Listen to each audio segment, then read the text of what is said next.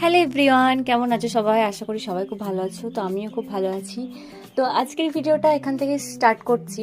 তো এখন আমি বসে বসে এখানে মৌসুমি লেবুটা খাচ্ছি। দুপুরবেলাতে বসে বসে কি করব, টাইম কাটছে না, কি করব কিছুই ভেবে পাচ্ছি না। ভিডিও করব সেটাও ভালো লাগছে না।